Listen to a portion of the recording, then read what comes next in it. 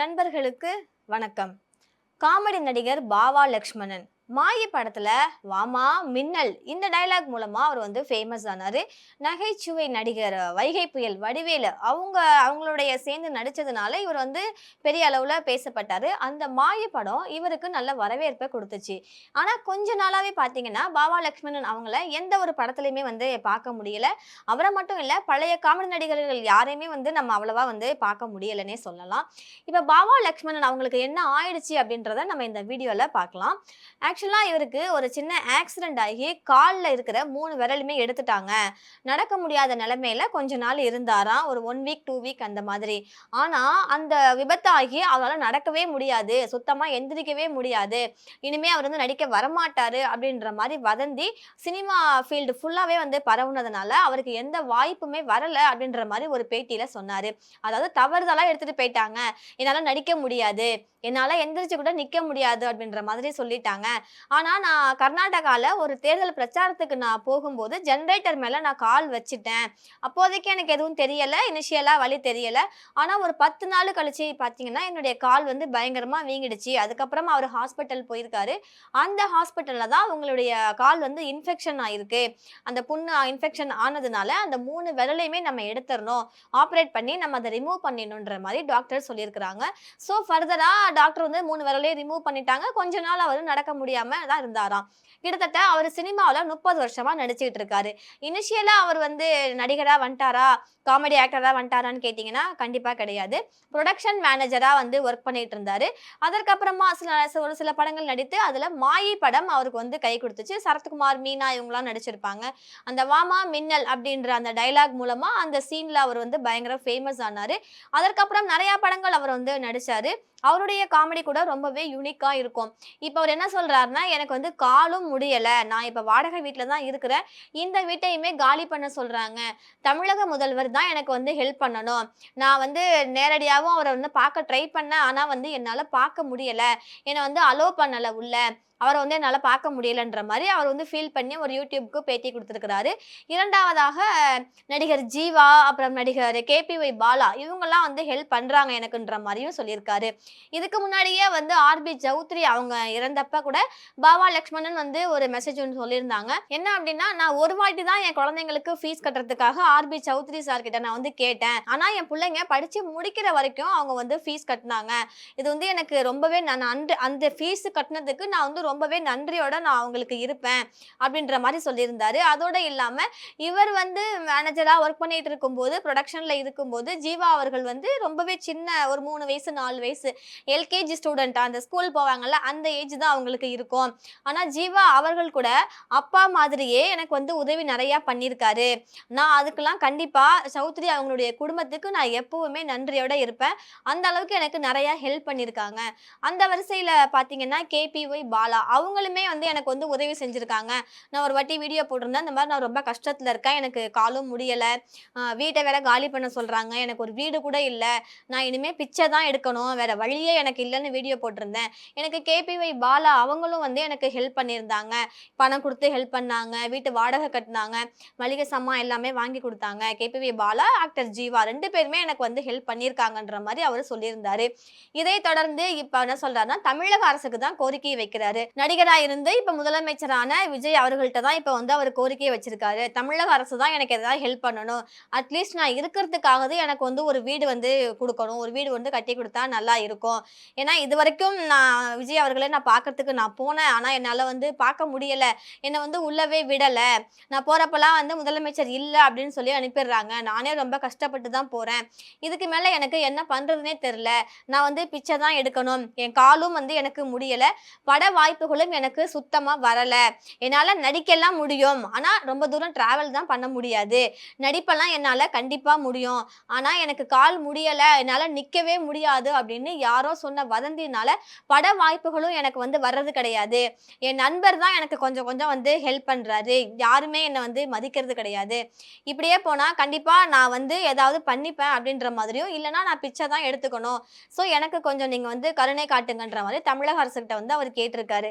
ஆனா விஜய் அவர்கள் இப்ப ரீசெண்டா நம்ம பார்த்தோம்னா சிம்ரன் அவங்க ஃபேமிலியோட வந்து போட்டோ போட்டிருக்காங்க.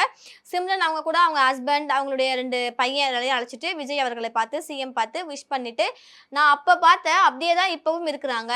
தமிழ்நாட்டை கண்டிப்பா ஒரு தொலைநோக்கு பார்வையோட விஜய் அவர்கள் வழிநடத்தி ஒரு நல்ல இடத்துக்கு கொண்டு போவாங்கன்ற மாதிரி சிம்ரன் கூட ட்வீட் போட்டிருந்தாங்க. ஸோ நடிகையெல்லாம் பார்க்கறதுக்கு வந்து முதலமைச்சருக்கு நேரம் இருக்கா அப்படின்ற மாதிரியும் நம்ம வந்து கேட்க தோணுது. ஏன்னா பாவா லட்சுமணன் ரொம்ப நாளாவே வந்து கேட்டுட்டு இருக்கிறாங்க. நம்ம இதுக்கு முன்னாடியுமே பார்த்துருக்கோம் அவர் உடம்பு சரியாம தான் இருக்காரு அப்படின்றத. திரையுலகத்திலேருந்து அவருக்கு 2 பேர் ஹெல்ப் பண்ணாலும் இவர் தமிழக முதலமைச்சர்கிட்ட இவர் வந்து கோரிக்கை வைக்கிறாரு. எனக்கு வந்து ஒரு வீடு கட்டி கொடுங்க, இல்லைன்னா எனக்கு வாழ்வாதாரத்துக்கு எதனா பண்ணி கொடுங்க, பட வாய்ப்புகளும் எனக்கு இல்லை, வாடகை வீட்டில் நான் இருக்கிறேன், வாடகை கட்ட முடியல, எனக்கு வருமானம் இல்லை, எனக்கு எதனா ஹெல்ப் பண்ணுங்க அப்படின்ற மாதிரி இவர் கேட்டுக்கிட்டு இருக்காரு. ஸோ தமிழக அரசு வந்து நடிகைகள்லாம் நீங்க வந்து பாருங்க. ஏன்னா ஸ்னேகா அவங்க ஃபேமிலியோட போய் பார்த்தாங்க. அவங்க அப்புறம் பிரசன்னா சார் அவங்களுடைய பேபிஸ்லாம் போயிட்டு பார்த்துட்டு போட்டோ எடுத்து போட்டு வந்தாங்க. அடுத்ததாக ஸ்னேகா அவர்களை தொடர்ந்து சிம்ரன் அவங்களும் போயிட்டு பார்த்துக்கிட்டு இருந்தாங்க. ஸோ நீங்க அவங்க ஹீரோயின்ஸ்க்கு கொடுக்குற அந்த டைமை கொஞ்சம் இவருக்கும் நீங்க வந்து கொடுத்து இவருக்கு என்ன வேணும், ஏன்னா தமிழக மக்களுக்காக தான் நான் வந்து வந்திருக்கேன்ற மாதிரி அவங்க சொன்னாங்க.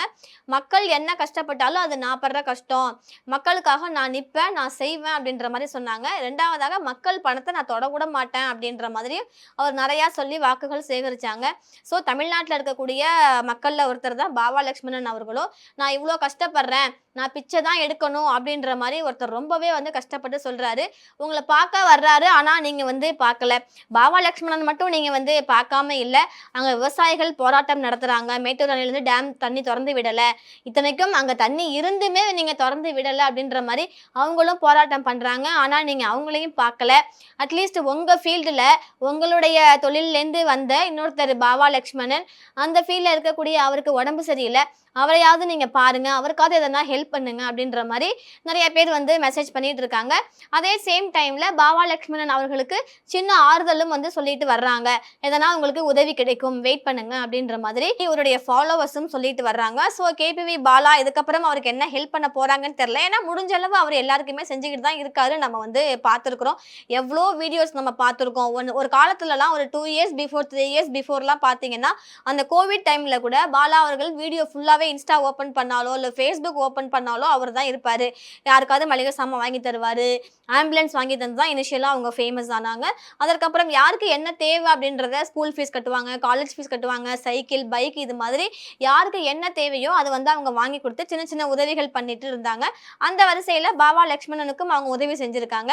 அதே மாதிரி ஆர்பி சௌத்ரி அவங்க ஹெல்ப் பண்ணி அவங்களுடைய வாரிசான நடிகர் ஜீவா அவர்களும் வந்து பாவா லட்சுமணனுக்கு ஹெல்ப் பண்ணியிருக்கிறாங்க. ஸோ இவங்கெல்லாம் பண்றாங்க. தமிழக அரசால கண்டிப்பா முடியும் அப்படின்றதுனால தான் இந்த ஒரு கோரிக்கையை பாவா லட்சுமணன் தமிழக அரசு கிட்ட வச்சிருக்கிறாங்க. தமிழக அரசு, தமிழக முதலமைச்சராக இருக்கக்கூடிய விஜய் அவர்கள் நமக்கு செய்வாங்கன்ற மாதிரி ஒரு நம்பிக்கையா வந்து ஒரு கோரிக்கை வச்சிருக்காரு. ஆனா இவர் வந்து நேர்ல அவரால் பார்க்க முடியல. இவரே வந்து முதலமைச்சரை பார்க்கணும்னு போனா கூட அங்க வந்து அலோ பண்ணல, எனக்கு பார்க்கறதுக்கு டைம் கொடுக்கல, என்னால பார்க்க முடியல, நான் வந்து பிச்சை தான் எடுக்க போறேன்னு அவர் ரொம்பவே உருக்கமா சொல்லிட்டு இருக்காரு. அது வந்து எல்லாருக்குமே மனசு கஷ்டமா இருக்குன்ற மாதிரி அவருடைய ஃபாலோவர்ஸ் எல்லாமே அவருக்கு ஆறுதல் சொல்லிட்டு இருக்கிறாங்க. இதே பாவா லட்சுமணன் அவர்கள் தான் நிறைய இன்டர்வியூல வடிவேல் சாரை வந்து திட்டிருக்கிறாங்க. அவர் எப்படிப்பட்ட ஆளு அப்படின்ற மாதிரி. அதாவது ஒரு ஸ்கிரீன்ல நடிக்கும் போது அவர் தான் வந்து முன்னாடி நடிக்கணும், நல்ல பெர்ஃபார்மன்ஸ் கொடுக்கணும்ன்ற மாதிரி அவர் நினைப்பாராம். அவரை தாண்டி அடுத்தவங்க கொஞ்சம் எக்ஸ்ட்ராவா நடிச்சிட்டா கூட அவங்க மூலமா வந்து சிரிப்பு வர்ற மாதிரியோ இல்ல நல்ல ஒரு பாராட்டு வர்ற மாதிரியோ அவங்க நடிச்சா கூட வடிவேல் சாரை வந்து அவங்க வந்து திட்டுவாங்க. அந்த மாதிரி நானும் நிறைய திட்டு வாங்கியிருக்கேன், ரொம்ப செல்ஃபிஷான ஆளுதான்ற மாதிரி இன்டர்வியூ கொடுத்திருக்காரு. அதே மாதிரி அஜித் குமார் அவங்கள பத்தி ஒரு இன்டர்வியூ கொடுத்திருந்தாரு. அஜித் சார் எல்லாருக்குமே உதவி செய்வாங்க, ஆனா அது வெளியில யாருக்குமே தெரியாது. எவ்வளோ பேருக்கோ வீடு கட்டி கொடுத்துருக்காங்க, அவங்க வீட்டுல வேலை செய்யற அத்தனை பேருக்கும் வீடு கட்டி கொடுத்துருக்காங்க. அது மாதிரி எவ்வளோ பேருக்கோ ஸ்கூல் ஃபீஸ் கட்டியிருக்கிறாங்க, கண் ஆப்ரேஷன் பண்ண காசு கொடுத்துருக்காங்க, இன்னும் தெரியாத எவ்வளவோ செஞ்சிருக்கிறாங்க. ஆனா அவர் வந்து வெளியில சொல்லிக்க மாட்டாங்க. அவங்க உதவி செய்யும் போது வெளியில யார்கிட்டையும் நீங்க சொல்ல வேண்டாம் அப்படின்னு சொல்லிட்டு தான் அவங்க செய்வாங்க. எனக்கும் வந்து அவர் ஹெல்ப் பண்ணியிருக்காரு, நானும் வந்து ஒரு வாட்டி கேட்டிருக்கேன், எனக்கும் வந்து ஹெல்ப் பண்ணியிருக்காரு. ஆனா என்னை வந்து வெளியில வந்து சொல்லக்கூடாது அப்படின்ற மாதிரி அவர் சொன்னாரு, யாருக்கிட்டையும் இதை வந்து பகிர்ந்துக்க வேண்டாம் அப்படின்ற மாதிரி அவர் சொன்னாருன்ற மாதிரி சொன்னாங்க. ஸோ இப்போ விஜய் அவர்களுக்கும் அஜித் அவர்களுக்கும் சினிமா வாழ்க்கையில வந்து போட்டி இருந்துச்சு.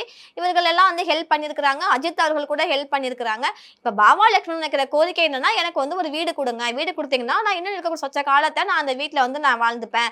இப்போதைக்கு வளசரவாக்கத்துல ஒரு வாடகை வீட்ல இருக்கிறதா அவர் குறிப்பிட்டிருக்காரு. தமிழக அரசுட்ட அவர் வந்து எனக்கு வந்து வீடு குடுங்க. நான் எவ்வளவோ முயற்சி பண்றேன் விஜய் அவர்களை பார்க்கறதுக்கு. என்னால பார்க்க முடியல. என்ன பார்க்க விடல. அதனால எனக்கு கொஞ்சம் மனசிறங்கி எதனா பண்ணுங்கன்ற மாரி ரொம்பவே அவர் கெஞ்சி கேட்டிருக்காரு. ரசிகர்களும் அவங்களுக்கு வந்து ஆறுதல் சொல்லிட்டு இருக்கிறாங்க. நம்ம வந்து வெயிட் பண்ணி பார்க்கலாம். தமிழக அரசினுடைய பார்வை பாவா லட்சுமணன் அவங்க பக்கம் திரும்புமா? இல்ல ஹீரோயின்ஸ் மட்டும் தான் அவங்க பார்த்து அவங்களோட செல்ஃபி எடுத்து போட்டோ எடுத்து போட்டுட்டு இருப்பாங்களா? இவங்களுக்கு உதவிக்கரம் நீட்டுவாங்களா? அப்படின்றத நாம பொறுத்திருந்து பார்க்கலாம்.